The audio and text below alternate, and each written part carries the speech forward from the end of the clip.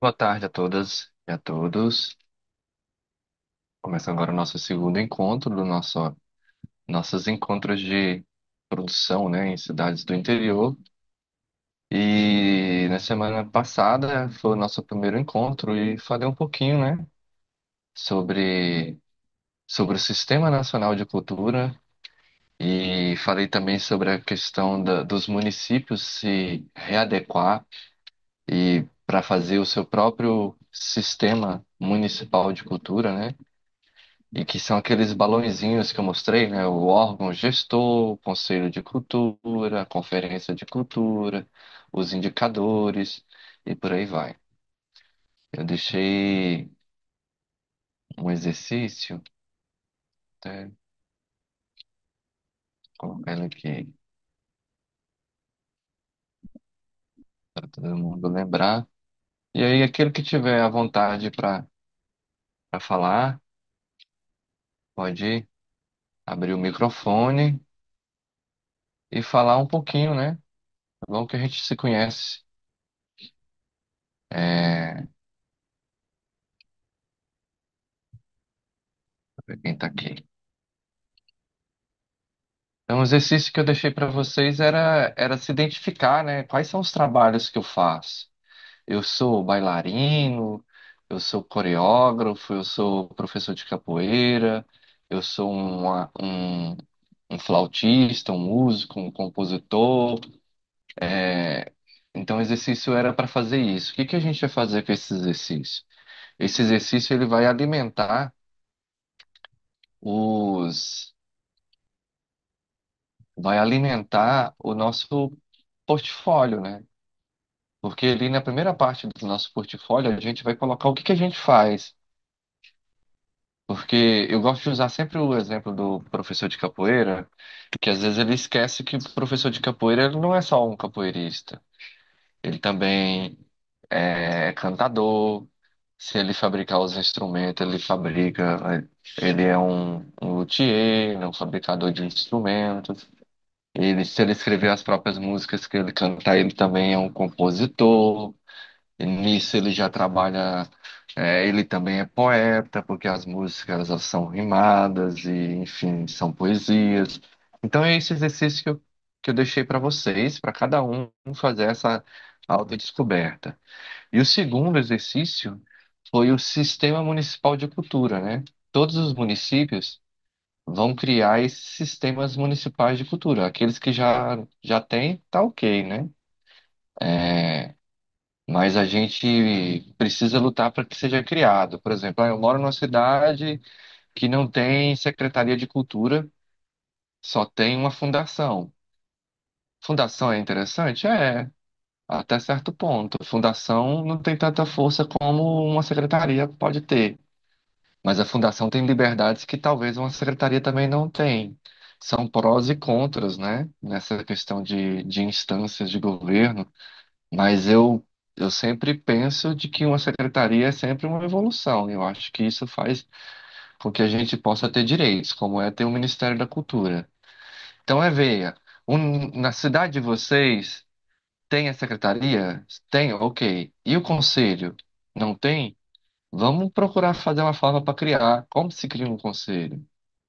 É preciso criar o Estatuto do Conselho, né? É preciso criar uma lei que vai ser levada à Câmara para que possa ser aprovada e esse conselho seja, enfim, outorgado, né, e fazer funcionar, fazer eleições para convidar as pessoas da sociedade civil e aí formar um conselho. Tem conselho? Quem são os conselheiros? Quem são os representantes? Esses representantes, eles estão pensando na questão da classe artística, ou eles estão, sempre conselheiros que pensam em si, em seus coletivos? Isso é importante levantar.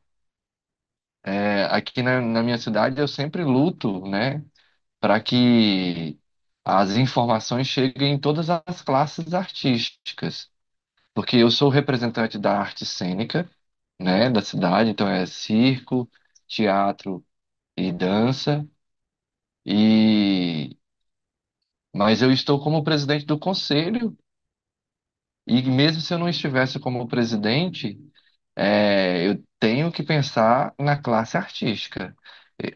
Eu não posso pensar primordialmente em meu coletivo que eu faço parte. Isso penso eu como conselheiro, porque é uma instância de governo, é uma instância de decisão, é uma instância de informação que se eu fechar e deixar só sobre poucas pessoas, é o que acontece em muitas cidades. Em muitas cidades tem pessoas que não divulgam os editais municipais e quando os artistas que mais precisam desses editais culturais, eles não ficam sabendo justamente porque a informação não chegou até eles, ficou ali trancado. O que que eu faço quando eu fico sabendo de alguma informação?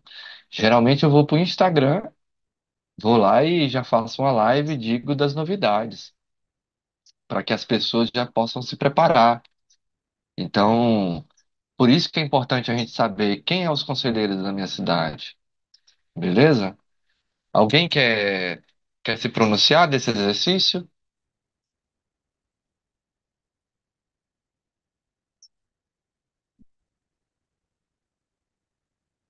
Então, vou seguir.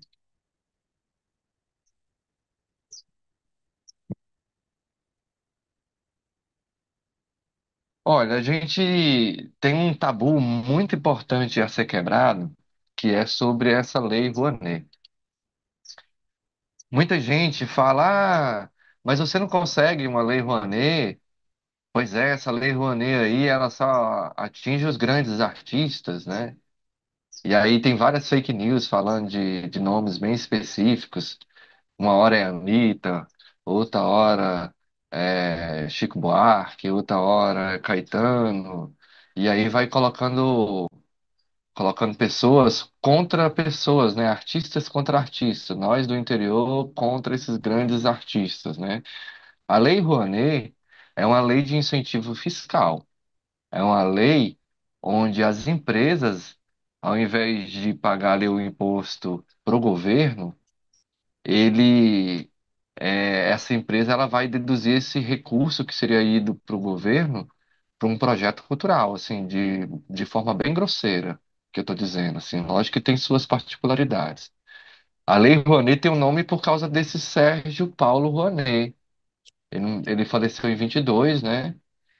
Foi um importante intelectual, diplomata, filósofo, ensaísta e político brasileiro, né?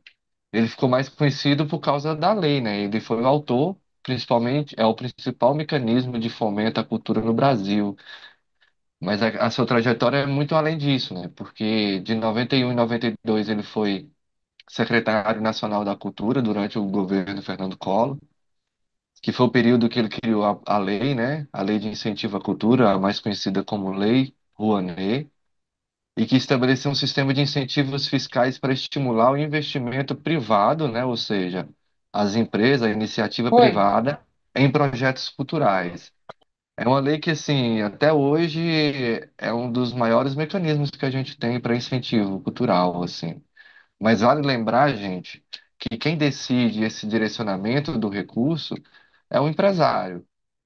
Então, é, se eu que tenho um teatro aqui em Unai, um outro teatro que é muito mais famoso, o empresário logo vai financiar um mais famoso. Justamente porque o empresário pensa em lucro. Isso é o meu pensamento sobre essa lei, assim. Eu acho que todos nós aqui somos livres de dizer o seu pensamento desde que não fira nenhuma lei, né? Nenhuma outra lei, já que a gente está falando dessa lei. Mas eu acho que ela tem esse problema porque o empresário ele direciona. Eu acho que poderia ter, sei lá, um certo nível de cota. Talvez eu possa estar falando besteira também sobre essa lei. Mas o empresário que decidisse, sei lá, em 1 milhão de reais que ele financiar, 40% desse 1 milhão também teria que ser financiado em projetos pouco menores, né? Para também levantar os menores. Mas de qualquer forma, você faz um projeto e insere na plataforma. O governo federal te dá uma licença, né? Tipo uma certidão negativa para você concorrer, captar, né, recursos. Hoje em dia tem editais que já vão em busca dessas pessoas que já passaram na Lei Rouanet. Sei lá, vamos usar um exemplo. Banco do Brasil. Fundação Banco do Brasil lança o edital para projetos que já foram aprovados na Lei Rouanet. E aí a Fundação Banco do Brasil vai fazer a dedução do imposto, né? Nesse projeto. Se o seu projeto era de 1 milhão, o Banco do Brasil vai fazer esse. Lógico que se você passar no edital, né? Estou falando de forma bem grosseira, só para que a gente possa entender mais ou menos essa lei. Eu nunca passei numa lei Rouanet. No momento, eu tenho feito muito mais projetos para editais que já têm o recurso já vai ser depositado em conta, que eu não precise captar. Vocês entendem essa diferença? Um, a Lei Rouanet, eu não ganho o dinheiro diretamente, eu ainda tenho que captar esse recurso. Eu ganho uma licença para correr atrás desse projeto, né, desse recurso que eu almejo, né? Ah, escrevi um festival de teatro de R$ 500 mil. O governo federal me deu a certidão para que eu possa concorrer, captar, né? E assim eu vou ir atrás. Agora, a próxima aqui, que é uma bem famosa, né? Agora, nesse momento, é a lei mais nova que a gente tem. A gente tem a PNAB, né? Que é a mais nova entre elas. Mas vem dessa pessoa também, esse grande artista, né? Aldir Blanc. Faleceu em 2022, durante a pandemia. E teve uma comoção muito grande, assim, com a morte dele. E ao ponto da gente, eu falo a gente porque nós artistas foram importantes nessa lei, porque a gente estava fechado em casa, todos nós, e fazendo mobilização. As propostas culturais que a gente estava fazendo naquele período de forma online também tinha a ver com mobilização sobre a importância do artista, né? E aí os governantes, né, fizeram uma lei, essa lei chamada Aldir Blanc, em 2020, que aí teve um período para a criação da Lei Paulo Gustavo e logo depois veio a PNAB. O que que aconteceu? Uma lei de 2020, ela deu tão certo, tão bem, que eles transformaram num programa. Porque o que que acontece? Antes, os editais, assim, a maioria dos projetos era via Secretaria de Cultura, via o órgão gestor, e o gestor é que elaborava os projetos, as ideias, de repente, sabe? Aí com essas duas leis, tanto a Lei Aldir Blanc quanto a Lei Paulo Gustavo, essas duas leis foi um momento onde que o dinheiro, o recurso, né, o fomento ia direto na mão dos artistas. Não seria mais aquele acostumado de que, vamos fazer o que a Secretaria de Cultura quer que a gente faça. Não, foi o momento onde a gente passou a fazer o que a gente queria fazer.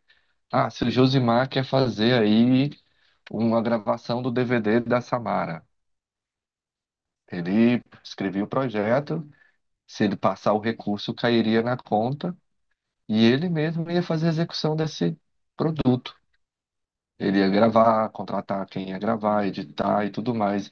E a Lei Aldir Blanc foi um rompante. Foi um momento de descentralização dos recursos. Foi um momento que saiu das mãos dos secretários e foram para a mão dos artistas. Aí eu digo secretário, secretário de Cultura do Estado, Secretaria de Cultura do município, porque esse recurso, tanto da Lei Aldir Blanc quanto da Paulo Gustavo, ele veio de forma de dois lados, né? Porque todos nós artistas, a gente é artista do nosso município, no meu caso, Unai, e também do estado, que no meu caso é Minas Gerais. Então eu conseguia projetos no município e no estado, por ser um artista mineiro. Então, o Aldir Blanc, ele faleceu em 2020, foi vítima de complicações da Covid, deixando um imenso legado artístico e cultural. Pouco tempo depois de sua morte, o governo federal criou a Lei Aldir Blanc 14.017 de 2020, uma homenagem direta a ele para socorrer artistas e espaços culturais durante a pandemia, garantindo apoio ao setor cultural em todo o país. A próxima lei já é por causa desse, é o nome dessa pessoa aí. Paulo Gustavo já é mais contemporâneo nosso, né? Ele já é um pouco mais da nossa época, embora O Aldir Blanc também era contemporâneo nosso, já que viveu a nossa mesma era, nosso mesmo momento. Mas o Paulo Gustavo estava muito mais na mídia nesse momento, né? Por causa da peça, do filme e os programas da MTV de comédia que ele tinha, né? Ele também faleceu de Covid e, e no mesmo dia, só que um ano depois da morte do Aldir Blanc. Eles morreram no mesmo dia, um em 2020 e o outro em 2021. E os dois deram nome às duas leis que é mais famosa no Brasil no momento, né? Que é a Lei Aldir Blanc e a Lei Paulo Gustavo. Aldir Blanc se transformando em PNAB e a Paulo Gustavo que era só de um momento. Gente, para entender por que que eu não sei se vocês perceberam, a Lei Paulo Gustavo, ela tinha uma particularidade. Ela tinha um fomento um pouco mais direcionado pelo audiovisual. Então, muita gente tiveram que fazer DVDs, fazer gravação de filmes, cineclubes, enfim, era proposta que tinha a ver com audiovisual. Vou explicar o porquê. A Aldir Blanc, ela tinha um recurso que não era de um fundo específico, como era da Paulo Gustavo. O dinheiro da Paulo Gustavo, ele veio de um fundo nacional do audiovisual. O que que é um fundo nacional de audiovisual? Vamos falar que todos nós aqui somos cineastas, somos produtores de audiovisual e a gente produz audiovisual e tudo que a gente trabalha a gente paga imposto, tudo que a gente faz de contratação a gente paga imposto, toda a circulação, tudo, né? Então essas produções do audiovisual, ela vai ser direcionada ali para um fundo, não todo o dinheiro, são porcentagens, né? Vamos usar exemplo, 0,0001 de tudo que isso gira e vai para um fundo. Esse fundo ele ficou empossado por muito tempo e os governantes não sabiam o que fazer, não tinha projeto, não tinha editais, não tinha o que fazer com aquele dinheiro. Então muitas deputadas, né, principalmente da ala da esquerda, procuraram resgatar esse fundo que eles usam o termo de fundo que estava empossado, estava lá parado, né? Então eles direcionaram esse recurso porque eles queriam fazer que a Lei Aldir Blanc II viesse logo. Porque o dinheiro fez só um ano, Aldir Blanc, a pandemia seguiu, e aí eles queriam fazer Aldir Blanc de novo, deram uma travada e eles acharam esse recurso que era do Fundo Nacional do Aldir Blanc e criaram a Lei Paulo Gustavo, do Fundo Nacional do Audiovisual, criaram a Lei Paulo Gustavo, onde uma boa porcentagem desse recurso deveria ser de audiovisual. Ah, eu sou ator, então eu não posso participar? Pode, eu posso escrever um projeto de pesquisa, de criação de um filme. Isso poderia, entende? Então, tipo, a proposta deveria ter um recurso para o audiovisual. Então, muita gente fez filme, fez documentário, fez festival de cinema, criou cineclube, enfim. O direcionamento era esse por causa do fundo. Mas também a lei deixava liberto, assim, para criar outros editais que não fosse só de audiovisual, mas era uma pouca porcentagem. Essa lei, tanto a Aldir Blanc em 2020 quanto essa aí, a Paulo Gustavo, elas foram de um ano só. Quem fez ela num ano, quem passou, passou, quem não passou, não passa mais. Só que aí veio a PNAB, que pegou aquela lei Aldir Blanc de 2020, misturou um pouco com as melhorias que a Paulo Gustavo tinha e fizeram um programa nacional de Blanc, ou seja, em 2024, todos os municípios e estados que mandaram seus planos participaram dos editais, receberam o recurso e disponibilizaram seus artistas. Este ano, em 2025, a gente vai ter também as pessoas que estão aqui, que são de Unai, por volta de novembro aí, né? A gente está no dia primeiro, no final de novembro, a gente já deve ter novidades sobre os editais daqui de Unai. A gente já teve a nossa audiência pública para decidir como seriam os editais. A classe artística já aprovou. Estão caindo recursos, a Secretaria de Cultura, junto com o Conselho, junto com a consultoria, né, que foi contratada, vai lançar os editais, né, via prefeitura. O estado já recebeu.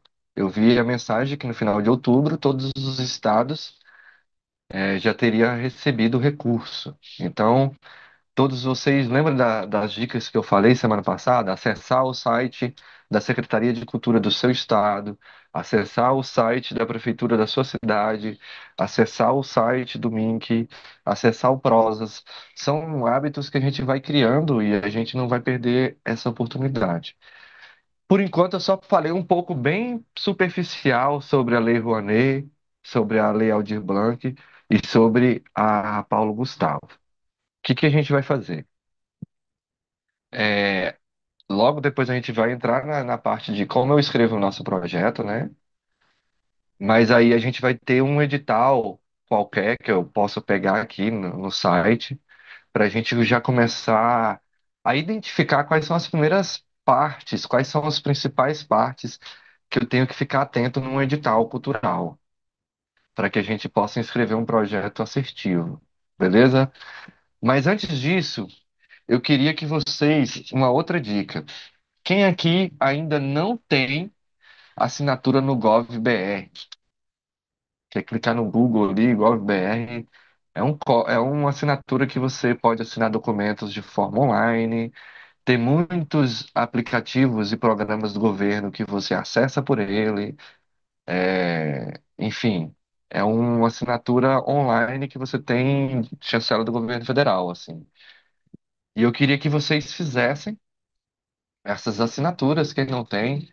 É importante dizer que a assinatura do GovBR ele tem níveis de prata, bronze e ouro. A partir, eu acho que de prata não, prata você ainda não consegue assinar documentos digitais, mas eu acho que acima de bronze você já consegue assinar. Como é que eu faço esses níveis aumentar? Eu vou adicionando informações no login ali que eu estou fazendo ali no GovBR. Eles vai pedir seu nome, vai pedir, sei lá, de repente, eu acho que foto, documento, telefone. São informações pessoais que vai fazendo com que sua conta seja mais verdadeira possível ao ponto de você poder assinar por você. É uma dica importante. Por que que eu quero que vocês tenham esse acesso ao GovBR? Para que vocês possam entrar nesse mapa aqui, ó. Isso aqui é o mapa da minha cidade. Parece um peixezinho, né? Parece uma piranha, ó. Tem aqui o rabinho do peixe, aqui o formato do peixe. Essa é a minha cidade, Unai. Eu moro bem aqui, ó, no bairro Politécnico, onde está minha setinha. O nosso teatro de quintal fica bem aqui, ó, onde tá esses bonequinhos aqui com o mouse. Esses espaço aqui é um ponto de cultura. Por isso que ele tem ali um, um bonequinho com mais de uma pessoa, duas pessoas. É um coletivo cultural. Onde tem um bonequinho aqui, ó, é um coletivo só. Deixa eu ver se melhora um pouquinho o zoom. Aí. Aqui é o nosso teatro de quintal, onde está a setinha.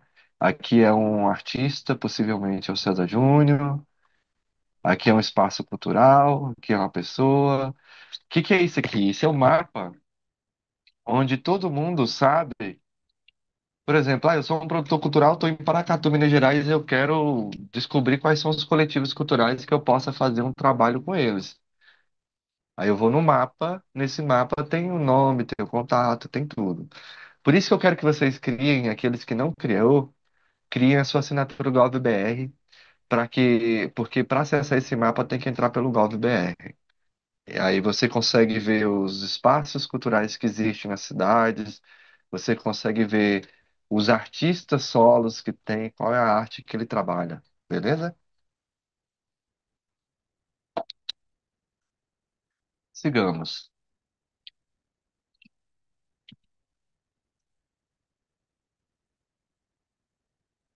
Vamos começar agora então o nosso workshop de elaboração de projetos. Muitas vezes a pessoa chega em mim e fala: Não, André, eu tenho um projeto para fazer, você me ajuda? Aí a gente senta para conversar, eu pergunto: Que dia que começa? Ah, eu não sei. Quanto que é? Ah, eu também não sei. Quantas pessoas vai estar envolvida? Eu não sei. Então ele ainda não tem um projeto.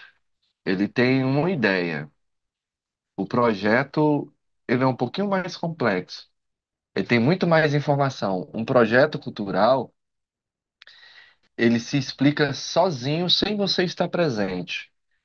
É como se você mandasse alguém dizer tudo que você precisa dizer e esse alguém fala tudo que você queria que ele dissesse. O projeto é esse alguém. Ele tem que explicar tudo o que você gostaria de explicar para um parecerista. Que é quando começa, quem são as pessoas envolvidas, por que são essas pessoas envolvidas, quanto que custa, quanto que cada um vai receber, quantos dias cada um vai trabalhar ou quantas horas, quem são as pessoas que são contratadas, quem fazem parte da equipe, tem algum trabalho de democratização da arte, tem algum trabalho de descentralização, tem algum trabalho de conservação, de. São várias coisas que a gente precisa pensar. Então a gente vai começar agora a, a, a quebrar essa ideia, né, e virar um projeto, né? Você tem uma ideia, quando inicia a sua ideia, quanto custa a sua ideia é acessível, vocês têm intérprete de Libras, vocês têm audiodescrição, o espaço onde vocês vão apresentar tem rampa, tem espaço para pessoas obesas, tem iluminação mais forte, mais fraca? Como é que é esses espaços? Tem saída de emergência? Tem brigadista? São coisas que a gente tem que dizer no nosso projeto. A sua comunidade tem interesse? Às vezes é só você que tem interesse nesse projeto, a comunidade não, né? Então é uma coisa a se pensar. Então, bora responder nossas perguntas, né? O que que eu quero fazer? A gente poderia usar esse projeto, esse curso, né, essa oficina de elaboração de projetos, para já elaborar um projeto. Então, quem tiver caderno e caneta já pode usar esses slides como um exercício já. Enquanto eu estou conversando com vocês, você já começa a desmistificar essa ideia de vocês. O que que vocês querem fazer? O que que eu quero fazer? Eu quero fazer uma peça de teatro, criar ou circular. Eu quero fazer um batizado e uma troca de cordas num festival de capoeira. Eu quero gravar um filme, eu quero circular com o filme, eu quero fazer um festival de filme. É um podcast que eu quero fazer com um artista. Eu quero lançar um livro sobre minhas produções de teatro lambe-lambe ou sobre as poesias que eu escrevo. É um DVD de um show de vários músicos. É uma turnê de um festival de teatro por várias cidades ao redor da minha. É uma roda de conversa com pessoas da cultura negra da minha cidade, os mestres da cultura popular. O que que eu quero fazer? Então, essa pergunta eu tenho que me fazer agora. E aí vocês mesmos se respondem e a gente vai nortear o nosso projeto com essas perguntas. Como eu quero fazer esse projeto? Eu decidi que já é um filme. Mas como é que eu vou fazer? Quantos dias que eu vou gastar? É 3 meses para gravar? É um dia só? Eu vou fazer. Esse projeto meu é online, é presencial? Será uma atividade de 2 horas? Como é que é? Como é que eu quero fazer esse trabalho? É em um ano todo? Pode ser um projeto de um ano todo. Aulas de teatro no Centro Socioeducativo toda quarta-feira durante 12 meses. Pode ser um projeto de um ano. Depende do valor do edital. E depende o quanto você vai se pagar e vai pagar as pessoas que estão envolvidas. Onde eu quero fazer? Eu quero fazer no espaço cultural da minha cidade, na praça pública. É uma circulação, então eu vou passar por Unai, Paracatu, João Pinheiro e por último eu vou para Manaus. Ah, não, vai ser tudo online e vai ser no canal do YouTube André Te Ensina. Ah, não, o espaço que eu vou fazer vai ser na orla da praia, aqui de Natal. Ah, não, vai ser nos espaços X, Y e Z. Cepasa, Grupo Teatral Fênix e Teatro de Quintal. Então são coisas que a gente já vai encorpando a nossa ideia. Aquelas perguntas que eu fiz no início já vão sendo desmistificadas. Por quanto tempo que eu quero fazer? Um pouco repetitivo, né? De repente é todo ano que eu quero fazer isso, 3 em 3 meses. Para quem que eu quero fazer? É um projeto para alunos das escolas públicas. É um festival de teatro onde eu vou nas escolas e vou divulgar umas oficinas, onde a gente se encontra todo sábado na Secretaria de Cultura, aulas gratuitas para as escolas públicas de Unai, para alunos do ensino médio, e eu quero fazer um trabalho de formação de atores, terminando no festival. Então, isso é o meu público. Ah, não, é um workshop para elaboração de projetos para mestres e contramestres de capoeira. Entende? Isso já é o nosso público. Quantas pessoas vão acessar o meu produto? Ah, é uma oficina online, como essa. Vamos usar um exemplo. Essa oficina, lá eu dizia que era 50 vagas. Por isso eu preciso saber. Porque o governo, quem está aprovando esse projeto, quer saber quantas pessoas vão ter acesso a esse produto. Então, são 30 vagas. Aí uma atividade online, limite de 100 pessoas. Poderia, exemplo, essa aula, ao invés de ser num link fechado, poderia ser num link mais aberto, onde as pessoas poderiam ser 100 pessoas. Ah, não, são 3 noites de espetáculo com 300 ingressos. Então, são 900 pessoas que vão ter acesso. Ah, não, vai estar online, vai estar aberto no YouTube, e aí vai saber quantas pessoas vão assistir, porque vai ficar livre pro resto da vida. Então, essas coisas a gente precisa saber. Então, ó, voltando, o que eu quero fazer, como eu quero fazer, onde eu quero fazer, para quem eu quero fazer, quantas pessoas, equipe, gente. É muito importante a gente pensar em equipe. Quem faz parte dessa equipe do nosso projeto, né? A equipe principal. Quem vai ser o produtor executivo? Geralmente, o produtor executivo é aquela pessoa que executa e geralmente é o proponente. É aquela pessoa que sabe tudo do projeto. Aí tem um produtor administrativo, que é aquela pessoa que sabe lidar mais com as finanças. Aqui no nosso ponto de cultura é a minha esposa, a Elaine Silva, que é atriz e ela é pós-graduada em gestão de pessoas e ela é contadora. Então ela trabalha nesse trabalho de produção administrativa do nosso ponto de cultura. Então, todos os pagamentos, a conta, de fazer as transferências das contratações, é ela que faz. Ah, os auxiliares, a gente pode colocar auxiliar de produção, um, dois, três, dependendo do seu projeto. Ah, iluminadores, assessoria contábil, assessoria jurídica, assessoria de comunicação. Quem é essa equipe que vocês vão querer? Ah, um filmmaker, um arte finalista. São pessoas que a gente já precisa pensar. Como é que eu vou atrair os parceiros, né, para o projeto? A gente pode ter parceiros como contador, advogado, oficineiros, professores, mas também a gente pode ter parceiro como patrocinadores, apoio cultural. Por quê? Porque tanto a maioria dos projetos culturais que a gente faz, que a gente pode inscrever nos editais, a gente pode conseguir também parceria por fora. Alguns projetos não deixam, alguns editais não deixam, outros deixam. Então, é sempre bom a gente já pensar em parceiros além daquele edital que a gente conseguiu. Como eu vou incluir pessoas com condições sociais menos favoráveis, né? Pessoas com vulnerabilidade social, pessoas que moram mais longe dos centros. É importante a gente pensar nisso. Alunos de escolas públicas, é um projeto que é na periferia, é um projeto feito na unidade socioeducativa, tá bom?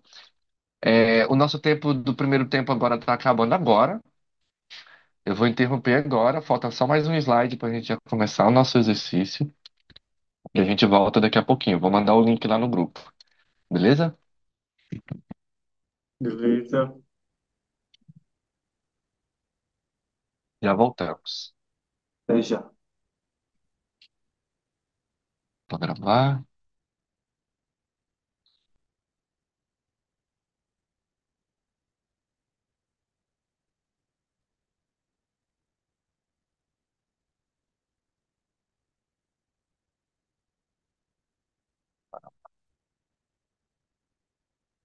Me ouvindo, né? Perfeitamente.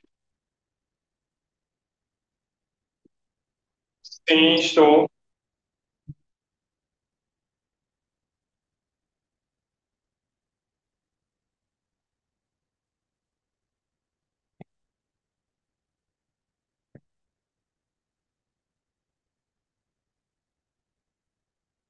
A gente parou aqui na questão de como que eu vou fazer com que pessoas em condições sociais menos favoráveis, né?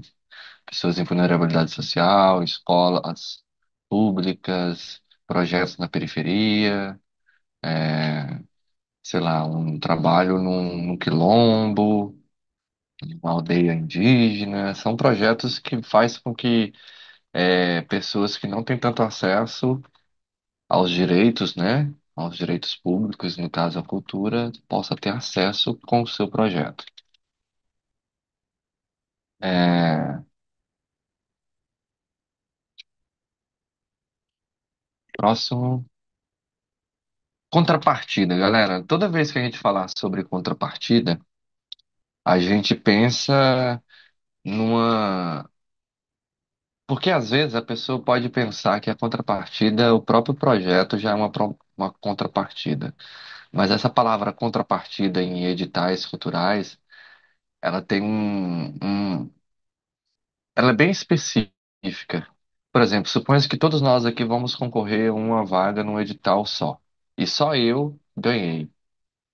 Eu tenho que dar ali uma contrapartida por ter recebido esse recurso que todo que veio de impostos públicos em pode ser em dinheiro já adicionado, por exemplo, o edital é de 100 mil, eu vou botar 10 mil em dinheiro, ou pode ser em atividades, trabalhos que você possa valorar. Por exemplo, vou colocar 3 noites seguidas de um espetáculo. Dois deles vai ser com bilheteria e um deles vai ser público.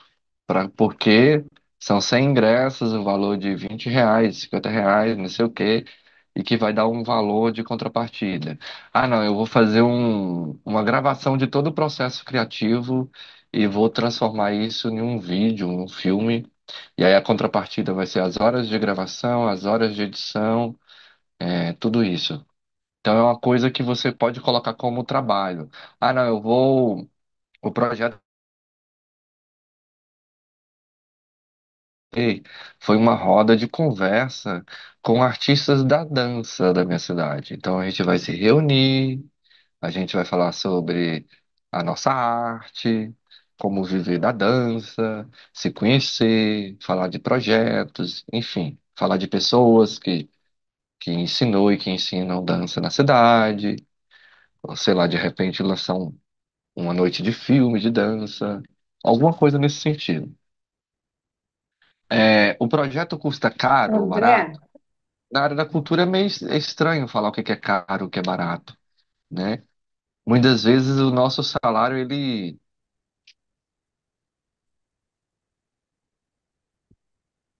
Tá todo mundo André, meio... que eu não tô é, conseguindo tem- ouvir. Se alguém estiver falando, eu fale pelo... tô te chamando. Você está me ouvindo ou não? Passa uma meu moto. microfone.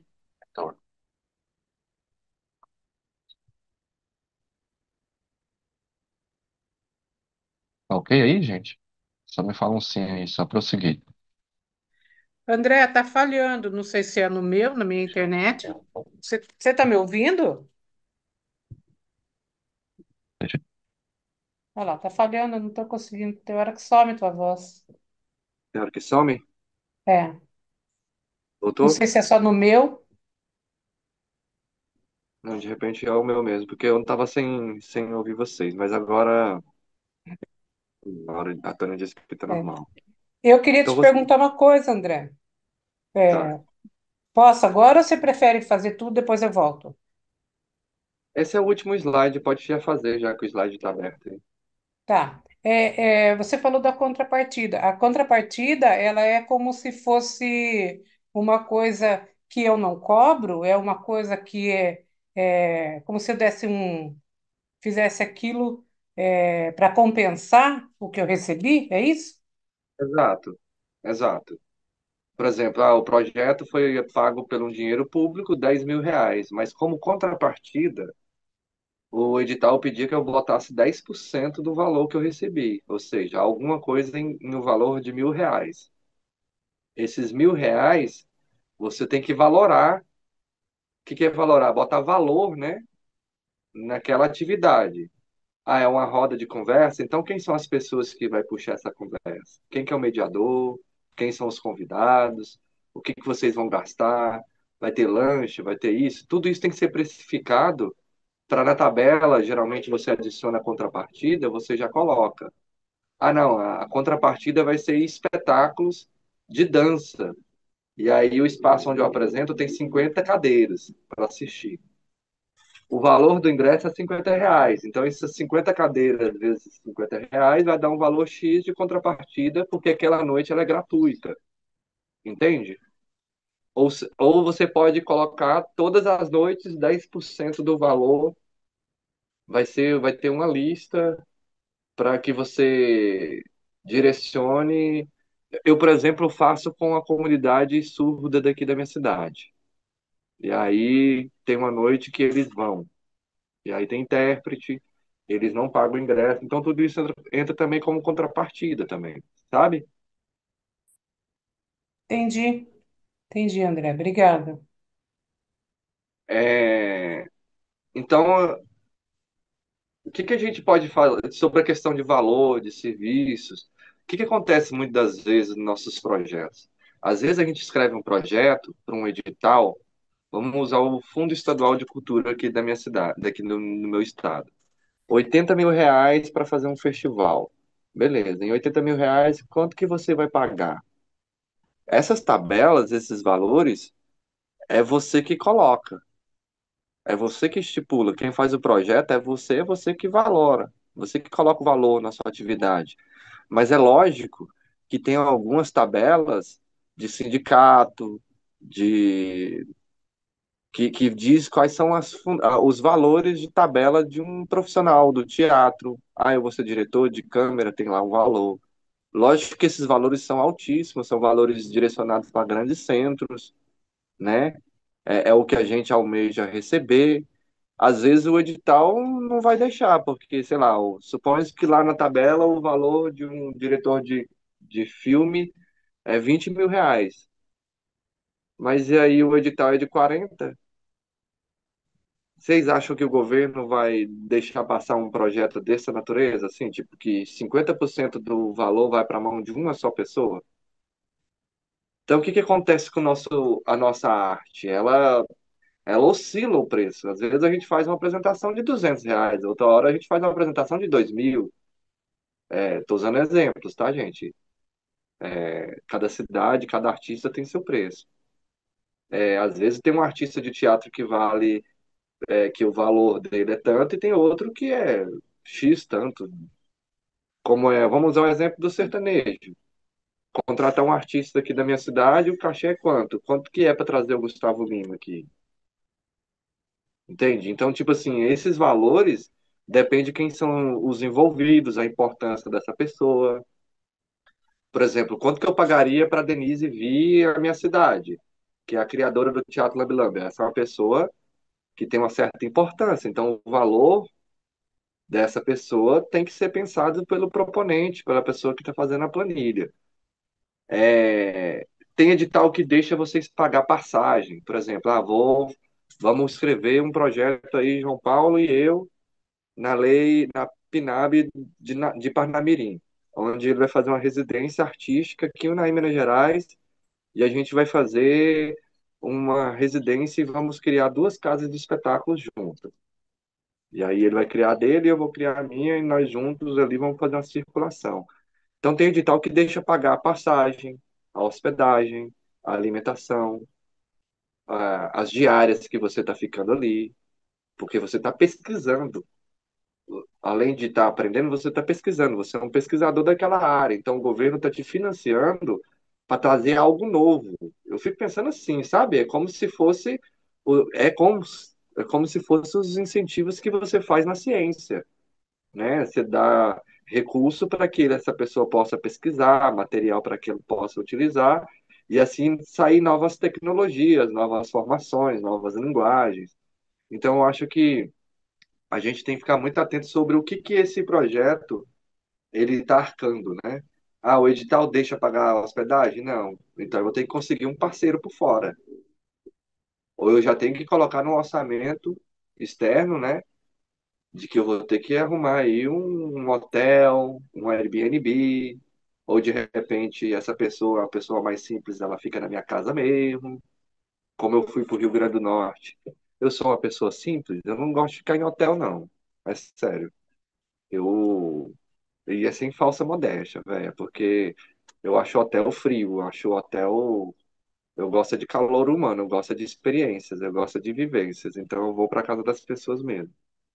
Então fui para o Rio Grande do Norte, fiquei na casa do Marcílio, e foi a melhor coisa do mundo. Então, mas aí depende do artista que está fazendo essa relação com você, né? Se tem intimidade, se ele não se importa em ficar na sua casa. Então são laços que a gente vai criando para um projeto, para uma equipe boa de um projeto acontecer. Você não vai conversar, você não vai convidar uma pessoa que você não gosta para o seu projeto, gente. Por favor, não faça isso. Ah, ela é extremamente competente. Ah, e igual a ela, você tem outras, ou você pode ensinar do jeito que você quer, sabe? A pessoa aprende no trabalho, na experiência, ela vai aprendendo. Se você tiver paciência, você molda as pessoas do jeito que você quer. Os parceiros, assim, do jeitinho que você gosta de trabalhar. Então é uma experiência que eu não gosto de repetir, não. Já trabalhei com pessoas que eu não gosto e não repito, não. Como o projeto pode melhorar o mundo? Quais são os pontos fortes do seu projeto? É um projeto que fala de ancestralidade africana? Uma proposta teatral de lambe-lambe que fala sobre um novo olhar, um espetáculo acessível? Entende? São coisas assim que são bem específicas do seu projeto. Ah, é um projeto que fala sobre bullying, sobre, sei lá, a mortandade da polícia no Brasil. Então são coisas que você Sustentabilidade, também, reciclagem. sim, tudo isso, tudo que pode você falar, pô, essa ideia é tão interessante, seria tão bom se todo mundo replicasse, porque facilitaria tanto essa vida nossa. Então são coisas assim que seu projeto tenha especificidade e que é interessante a gente sempre pautar. Então, quando eu vou escrever os nossos projetos, eu tenho pensado muito na palavra aquilombamento. Vocês já ouviram falar? A gente tem os quilombos, né? E a gente agora nesse momento, agora nessa vida que a gente tem, tem a questão do aquilombamento, que são espaços culturais de resistência, são espaços culturais que não são quilombos, mas têm funções de como se fosse um lugar de resgate da cultura. Então, toda vez que eu tenho escrito agora os projetos, eu acredito que o nosso teatro de quintal, que é um terreiro, né? Não no sentido religioso, mas no sentido de ser de terra. Então, eu tenho pensado nessa palavra do aquilombamento, que lá é um local de espaços para as minorias aqui da nossa cidade, um espaço de artistas, de fluidez de ideia, de resgate, de exposição, de ancestralidade, rodas de capoeira, filmes. Então, assim, é um espaço onde a gente pode ser o que a gente quer ser. E, e tem muito essa função de resgate, sabe? De ancestralidade, de cultura popular. Então, são coisas que a gente pode amarrar na nossa escrita que fortalece o nosso projeto. Então, vamos lá. Gente, de praxe, assim, de costume, quase todos os projetos, editais, né, os editais que a gente vai adicionar aos nossos projetos, ele começa ali com um resumo, ou uma apresentação, ou descrição. Depende do edital. Mas isso aqui a gente vai fazer por último. Quem aqui já fez monografia vai entender o que eu vou dizer. A gente faz a introdução por último, porque a gente já estudou tudo, a gente leu tudo, a gente já fez tudo, e a introdução é um resumo de todo o seu trabalho. Porque enquanto a gente faz a introdução primeiro e vai escrever o projeto, lá no início você pensava de uma forma. Enquanto você está escrevendo o projeto, você vai ser atravessado sem querer por várias experiências de leituras, né? Que você vai buscar para escrever tal parte. Ah, quantos habitantes tem Unai? Aí você vai lá, vai ler. Nessa leitura, o seu pensamento mudou um pouco. Então é importante a gente sempre fazer o resumo ou a apresentação por último, tá bom? Então a gente vai pular esse resumo aqui, que geralmente é a primeira. E aí todo projeto, ele tem a questão do objetivo geral, né? Qual que é o objetivo geral? Geralmente ele é 3 linhas. O objetivo geral é realizar um espetáculo de teatro em 3 noites no Teatro de Quintal, projeto que custará R$ 26.000 e vai ser em setembro de 2025. O objetivo geral é executar 3 noites de espetáculo, babá. Então, são 5 perguntas que a gente pode fazer. É tipo redação. O que que é? Então, João Paulo vai responder. É uma residência artística. Quantidade, 7 dias. Onde? Em Unai, Minas Gerais. Por quanto? Vamos usar que o exemplo vai custar aí R$ 30.000. Quando? Janeiro de 2026. E aí você já vai fazendo o seu exercício. Esse é o seu objetivo geral. Isso você vai transformar isso em uma linha corrida, né? Um parágrafo, uma oração. Depois disso, né, a gente vai fazer os objetivos específicos. Os objetivos específicos, eles são mais profundos, eles são mais minuciosos, e eles sempre terminam no particípio, que é ar, er, ir, né? Todos os verbos terminados em AR, ER e IR.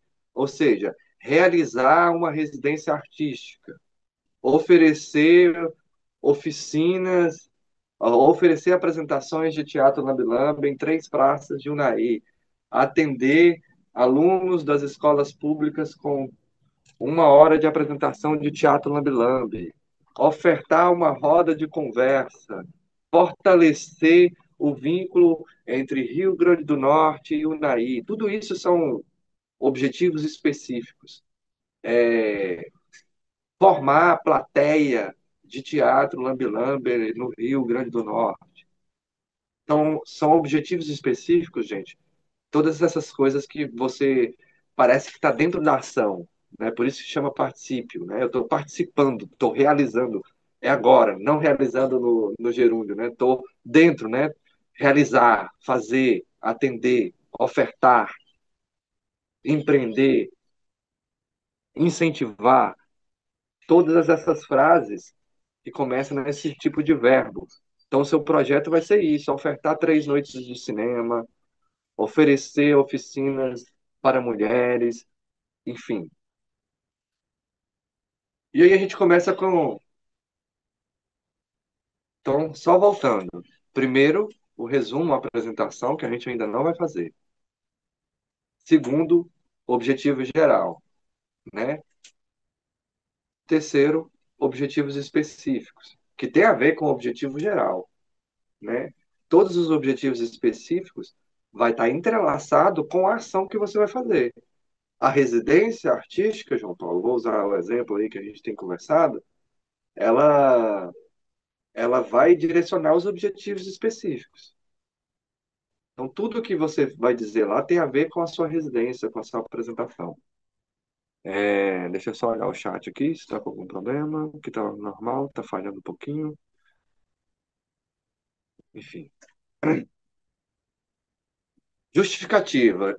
Justificativa é o porquê. Por que que o governo vai ter que te financiar? Por que que aquela empresa vai ter que te patrocinar? Então, você vai ter que levar, persuadir essa pessoa a financiar o seu projeto, né? Então tem que falar sobre a relevância cultural, dizer que o Teatro Nambilambi é uma proposta de teatro genuinamente brasileiro, criado por 2 brasileiras nordestinas, mulheres pretas, professoras, uma de Salvador e a outra do Ceará enfim, incentivar essa, sabe? Tem que ter uma relevância cultural o que você está escrevendo, isso que você está escrevendo. Ah, o projeto cultural em periferia, aulas de capoeira para pessoas em vulnerabilidade social. E então isso é uma relevância cultural do seu projeto. Ele vai dar força, desdobramentos possíveis. De repente, a oficina que eu fui no Rio Grande do Norte vai dar um desdobramento possível, que é a criação, de repente, de um relato de experiência ou um artigo sobre as obras. Pode dizer qualquer coisa, pode virar um livrinho, algo informativo, ou um álbum de fotos, por aí vai. Esses são desdobramentos que você pode fazer, benefícios e reflexões possíveis, fomento da economia criativa, ou seja, quantas pessoas que estão sendo contratadas e estão participando desse projeto e estão recebendo por esses valores, sabe? Toda a equipe, todas as pessoas que estão trabalhando como contra-regra, o editor de vídeo, o editor de imagem, o cara que fez o flyer, a imprensa que você contratou, isso está fazendo com que o recurso que você recebeu está gerando renda, está gerando outras pessoas trabalhando, está girando a economia. Por quê? Por que que as pessoas têm costume de dizer, porque isso é um fato, a cada R$ 1 investido na cultura no Brasil, volta 1,6 reais. Ou seja, o governo é como se ele estivesse apostando na cultura já, com, com a certeza que vai ganhar 60% a mais ali. 1,6 vai voltar. Às vezes eles investem 10 milhões para voltar os 16, os 26, né? 1,6. O 1 a mais para que você possa investir em outras áreas. Então, por quê? Porque quando eu vou escrever um projeto, vamos usar um exemplo que eu recebi um edital de R$ 80 mil, só de imposto de renda já ficou 27,5%, porque na época a gente não tinha CNPJ, a gente tinha só um MEI, o meu MEI e o meu CPF. Então fui no meu CPF. Por que que eu não fui no meu MEI? Porque o MEI só tem R$ 81 mil de margem, né? Se eu passasse no MEI, eu não poderia fazer nenhum outro tipo de trabalho com nota fiscal, porque já estouraria o meu MEI. Então fui na pessoa física mesmo, já sabendo que ia ter um desconto, e 27,5% voltou para o governo de imposto. Ou seja, caiu R$ 56 mil dos 80. Desses R$ 56 mil, mesmo que eles deduziram no meu imposto de renda, né, no valor que foi no meu CPF, eu contrato mais pessoas. E todas essas pessoas têm que me fazer uma nota fiscal. E quando a pessoa faz a nota fiscal, sendo avulsa, na prefeitura tem uma porcentagem, né, tem um desconto lá, tem um imposto, ou seja, por MEI, ele já está pagando o imposto, então ele está emitindo uma nota, jamais imposto voltando. E toda pessoa que trabalha na área da cultura, eu acho que a maioria delas, elas não estão acumulando. Quando ela recebe o dinheiro, o João Paulo, quando recebe o recurso, ele compra comida. Ele não deposita no banco e deixa lá investindo e não gira nada, só juros, juros, juros. Não. Ele vai comprar, ele vai viajar. Então, tudo isso, o que que acontece? Gira a economia. Então, o recurso na área da cultura já é provado que é uma boa para o governo, porque ele retorna 1,6 em R$ 1 aplicado. Pensar se é uma reedição ou se é a primeira vez. Se é a primeira vez que eu vou fazer esse projeto, dizendo a importância de aprender, da liberdade da informação, do aprendizado, não sei o quê, da evolução sua na carreira. Agora, se é reedição, você muda o conceito. Você fala sobre a questão da importância da tradição, da permanência, da ancestralidade, sabe? Então, tudo isso você vai colocando na sua justificativa. Na justificativa, para ficar mais fácil, você pode responder assim, ó. Por que que eu desejo realizar esse projeto? No primeiro parágrafo. Por que o meu projeto deverá ser realizado? Né? Então, precisamos explicar, muito bem explicado, o que faz com que o nosso projeto seja tanto ou mais eficaz e importante do que os outros. Então, a importância de dizer que o seu projeto ele é muito forte. Precisamos deixar bem claro os verdadeiros motivos da sua realização. Enfim, precisamos explicar o porquê da sua existência e da sua importância. Então, olha lá, ó. Primeiro parágrafo, breve histórico ou importância do tema. Então, se é um teatro lambe-lambe, é dizer, o teatro lambe-lambe nasceu em Salvador, em 1989, blá, blá, blá, no primeiro parágrafo, não muito grande. Segundo parágrafo, o atual panorama. Seria o quê? Ah, conheci o Teatro Lambe-Lambe, uma oficina ofertada pelo mestre André, na Universidade Federal do Rio Grande do Norte. Criei junto com Silvana uma casa de espetáculo, a nossa primeira. E aí vai crescendo essa justificativa. Terceiro parágrafo. Com a realização do projeto, auxiliará para o desenvolvimento do tema, o que mudará caso o projeto seja realizado. Mudará muito, porque você vai ter uma experiência que ela é ímpar, né? Vai ser só você e o seu mestre ali, trabalhando só os dois numa criação por vários dias. Diferente de quando foi a sua primeira oficina, onde tinha mais 20 pessoas junto contigo e que era só 2 horas, entende? Então tudo isso já vai melhorando a sua justificativa da existência do projeto. Quarto parágrafo, descrever sobre a equipe realizadora do projeto, seu potencial, seu histórico de realização, sua relevância, seu engajamento, sobre as parcerias formadas, ou seja, nesse quarto parágrafo, estou usando o exemplo do João Paulo, porque eu acho que fica fácil de ilustrar, né? A ideia de uma residência artística onde ele sairia de Natal até Unai, Minas Gerais, e ficaria por 5 dias no nosso ponto de cultura, criando duas casas de espetáculo, uma com ele e outra comigo. Então, esse último parágrafo você direcionaria para escrever sobre mim e sobre o nosso ponto de cultura, que é um ponto de cultura da federação, um espaço na periferia de Unai, de criação, de fruição, aquilombamento, lá, lá, lá, lá, lá, lá. E aí você fecha a sua justificativa. Compreendeu? Como é que você desenvolve a sua justificativa já com esses 4 parágrafos?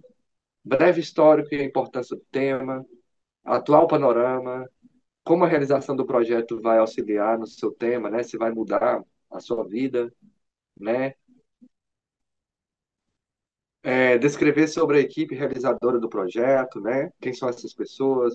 Ah, tá o Rogério, mestre em teatro pela UNB, sobre teatros em cidades do interior. Então, é mencionar essas pessoas. Ah, é uma residência artística em Salvador, Bahia, na casa de Denise, onde Denise vai, junto comigo, criar uma casa de espetáculo com a assessoria dela. Entende? Denise é a criadora do Teatro Lambi Lambi. Mas vamos André, lá. Oi, para esse tipo tem um específico? Ou a gente manda lá a gente pode enviar na Paulo Gustavo, por exemplo. Eu faço o projeto e envio, ou eu tenho que esperar sair um edital específico? boa pergunta.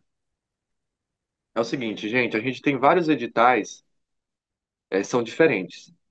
Por exemplo, a Lei Paulo Gustavo a gente já não vai ter mais, ela só teve ali em 2022/23. Então a gente tá tendo aí os murmurinhos da Paulo Gustavo, são os resultados. Quem passou já estão apresentando os projetos, os trabalhos, né? As propostas estão sendo apresentadas. Tem editais que são de tempos específicos. A PNAB geralmente acontece ali por volta de novembro até dezembro de cada ano. Depende do desenvolvimento dos municípios e do governo, né? Agora, a Lei Rouanet, que foi aquela primeira que eu falei, que é de incentivo fiscal, ela você inscreve todo ano. Tem projetos de residência artística que você escreve todo ano. Por exemplo, é um projeto de circulação para dezembro, para o segundo semestre do ano que vem. Você tem que inscrever até setembro deste ano. Entende? Eles têm tempo determinados. Não é agora, vou escrever um projeto agora e já vou escrever na lei tal que eu quero fazer. Por isso que eu falo, por isso que é a importância de eu falar que eu falei dos conselheiros, das pessoas que vão te dizer os dias, porque muitas vezes a gente não fica sabendo dos editais. Nem todo mundo fica sabendo, né?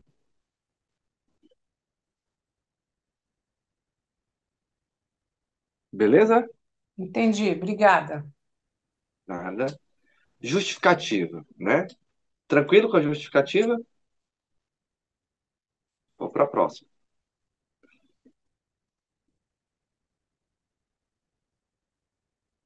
Metas. Galera, metas são coisas que a gente consegue quantificar. Por exemplo, a minha meta é ter 300 pessoas no espaço. Como é que eu vou quantificar? Com os ingressos impressos? Com fotografia? Com lista de presença? Com, com vídeo? Então, são coisas que a gente promete no projeto e que a gente é possível fazer. Eu, por exemplo, a meta desse projeto que a gente está fazendo aqui agora, porque todo mundo sabe que esse curso aqui, todo mundo está fazendo de forma gratuita, porque eu já estou recebendo por ele, é um projeto. Então, a minha meta era que tivesse 50 pessoas participando desse curso. Como é que eu consigo quantificar? O Google Forms é uma forma de quantificar. Quando eu abro o Google Forms e aí 50 pessoas se inscrevem, eu já tenho um relatório que eu posso enviar como uma das metas que eu posso quantificar. O que que eu faço? Eu falo que são 8 aulas. Como que eu faço? Eu dou um print no encontro de hoje, coloco lá no grupo do WhatsApp e depois eu faço um relatório com essas fotos. Isso é uma meta também que eu posso quantificar.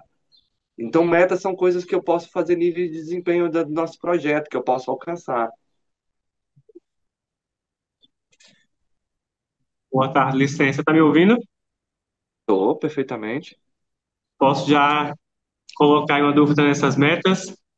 Pode? E como a gente faz caso as metas não sejam atendidas? Há algo desfavorável para o projeto? Que a gente pensou não seja tipo de quantificação desse desempenho? Por exemplo, ofertei esse curso para 50 pessoas, mas só 10 pessoas apareceu. É tipo E isso? isso, que você Pô, preconizou certo que ele atenderia, né, a 50 pessoas. Acabou que na realização dele tudo não atendeu a todas essas pessoas. Acontece algo ou é só para questão aí de registro? olha, é, eu já fiz projeto que eu ofertava 50 pessoas, apareceu 20 e eu justificava. Como que eu justifico essas metas? Fazendo que você já fez a sua publicidade. Porque o que que o governo não vai gostar? Não vai gostar de você não ter feito publicidade. Por exemplo, o que que eu poderia fazer a mais para que pessoas do Brasil todo pudessem fazer parte desse curso? Pô, eu apareci até na Globo, divulgando, Tô entendendo. entende? Então, tipo, como que eu faria a minha justificativa logo depois na prestação de conta? Colocando Entendi. um print desse vídeo que tem 10 mil visualizações, nos prints das matérias, dizendo: olha, a parte que eu prometi de divulgação e difusão para que pessoas pudessem participar, eu fiz. Agora, o interesse é deles também. Vocês há de compreender comigo de que estudar, porque vocês estão estudando agora, a gente está estudando. Estudar cansa como fazer músculo. É como ir para um CrossFit. Estudar cansa. É doloroso. Então, tipo, tem pessoas que não vai querer estar aqui no sábado à tarde, no calor da moléstia, estudando. Então, eu estou aqui, disponibilizando para 14 pessoas, para 20 pessoas, para 30, para 50. E aí a justificativa é você ali no projeto dizendo tudo isso que você pôde fazer para que as pessoas tivessem acesso. Por exemplo, deixei o vídeo também aberto a semana toda e tem lá 37 visualizações. Ou seja, mesmo que apareceu 13 pessoas aqui, Tem mais 37 lá que viu de forma offline. E aí as 50 pessoas foram cumpridas, entende? Então tudo isso são coisas que a gente vai dançando aqui e acolá e na escrita a gente vai resolvendo. Tranquilo? Sobre metas. Ótimo, obrigado. Todo esse material eu vou disponibilizar para vocês em formato de Word, nem em formato de apresentação, formato de Word, para que vocês possam só editar, tá bom? Público-alvo. Público-alvo. Para quem o projeto será realizado? De onde o projeto será realizado? Com esse número em mãos, consigo, por exemplo, saber qual é a possibilidade máxima de faturamento em caso de vendas de produtos culturais. Por exemplo, vou fazer um livro que eu vou vender. Se eu sei mais ou menos o meu público-alvo, eu teria mais ou menos um valor que eu posso ter. Eu posso convencer os meus patrocinadores, né, a apostar no nosso projeto, com argumentos sobre quantas pessoas vão ver a marca dele, né? Eu posso, sei lá, argumentar que nos vídeos que eu faço tem tantas visualizações, tentando fazer com que essa pessoa seja convencida, e por aí vai. Eu posso construir também, eu posso prever o orçamento, os itens necessários de modo mais acertado, né? Eu posso construir um plano de comunicação adequado, sabendo o público local e o local. Eu posso realizar determinadas adaptações, né? Por exemplo, ao público pessoas com deficiência auditiva ou visual. Então, eu vou ter que adequar o meu projeto para esse público também. Então, todas as casas de espetáculo têm que ter audiodescrição. E aí, eu vou readequando o meu trabalho de acordo com o público. Equipe técnica. Eu gostaria que vocês fechassem hoje o nosso encontro. A gente vai fechar agora em um minuto, já pensando nessa equipe técnica. No caso do João Paulo, a equipe técnica dele é ele e eu, duas pessoas. Ah, eu vou contratar uma pessoa para filmar a nossa residência, então mais uma outra pessoa.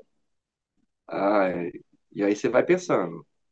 Então eu gostaria que vocês, já com esse exercício de hoje, eu vou deixar lá no grupo, vocês começam já a fazer o projeto de vocês, tá bom? Sábado que vem, nesse mesmo horário, 2 horas da tarde, a gente volta.